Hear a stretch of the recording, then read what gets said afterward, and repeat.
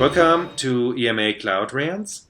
Today we want to talk about one more deployment target for VMware infrastructures. Jens, you were in Barcelona. Andrew, you also were there. And there was a big announcement and a lot of buzz last week about this topic. Right, so VMware is now cooperating with its archenemy, Amazon Web Services. What a surprise!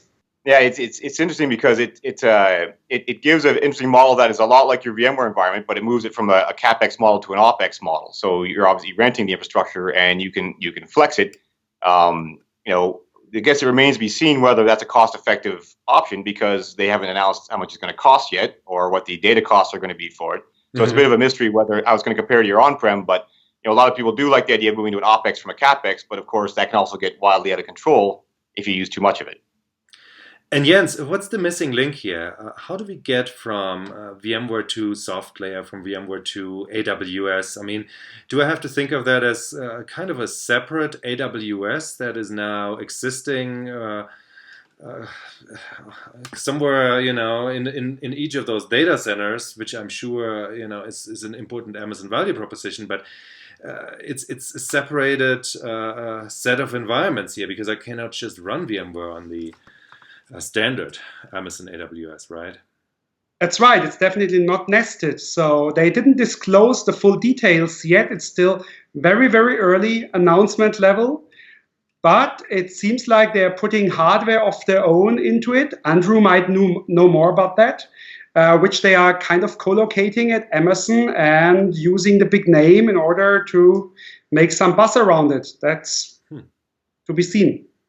Yeah. The word is it's bare metal. I think Dell bare metal underneath that they're running. I think it might be an Evo rack kind of configuration. And it's interesting because you look at that, the suitability of that versus the standard Amazon offerings. As you mentioned, they are kind of separate. One you rent, by small, medium, and large. This one you're renting a whole server. And interestingly, when you rent a whole server, you can overcommit. So we've done studies of workloads saying how expensive is it, in one model versus the other. And if you have certain workload patterns, it's actually a lot cheaper to stack them up and overcommit the resources like you would in your on-prem VMware environment. So this might make a very good solution for certain types of workloads. For a new app I'm writing to be born in the cloud and to horizontally scale, that might make sense to put in the standard Amazon offerings. But I think it all depends on the price because how much financial sense it makes depends on how much they're going to charge for it. So Jens, you are the practitioner here, right? You deploy VMware, Citrix, these softwares every single day with your company. Now, I have those deployment targets, SoftLayer and Amazon now. How do you see your customers' interest in being able to do this? Do you see them, just looking at the cost? Do you see them worried about compliance? What's your take on that? Are they gonna flock to it? Are they gonna go crazy about it, or is this gonna be more of a reserved reception? I guess reserved might be the right word. So we are actually talking to a lot of service providers, companies that want to partner with VMware and leverage the vCloud Air partner program and the service provider program. And I think they're kind of disappointed. They don't know right now if it's like the right way to proceed. From a customer perspective, Germany is a little bit complicated when it comes to like American hosted clouds due to all of these privacy and security standpoints. So not so sure yet, actually. So last question, and maybe to both of you, Andrew. From an end customer perspective, my dream is always, of course, from an enterprise perspective, that I can more flexibly deploy all kinds of different workloads.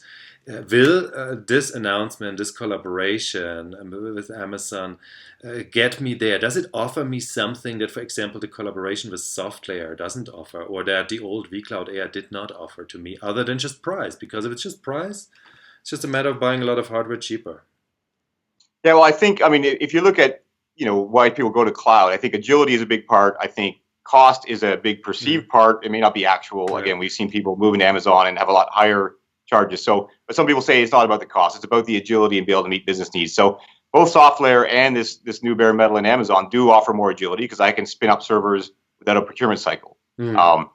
Whether it's cheaper or not is a completely different question. It's not really moving to cloud. I think it's going to be attractive to some organizations because they don't have to rewrite or re-architect anything. They just run it there and call it cloud. And probably a purist would say that's not really cloud. That's just more like a colo, using somebody else's hosting facility. But that's just semantics. Either way you slice it, I think it's going to have some benefit in terms of agility.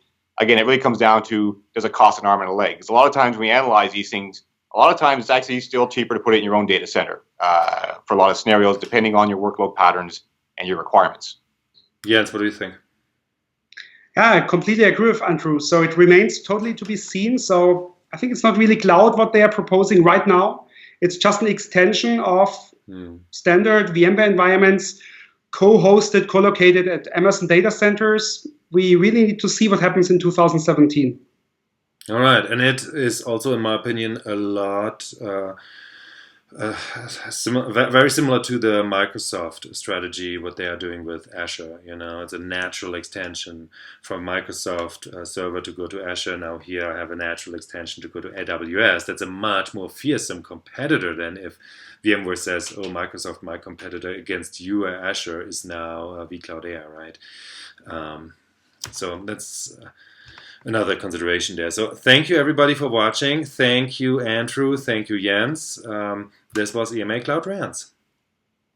Thanks, Torsten.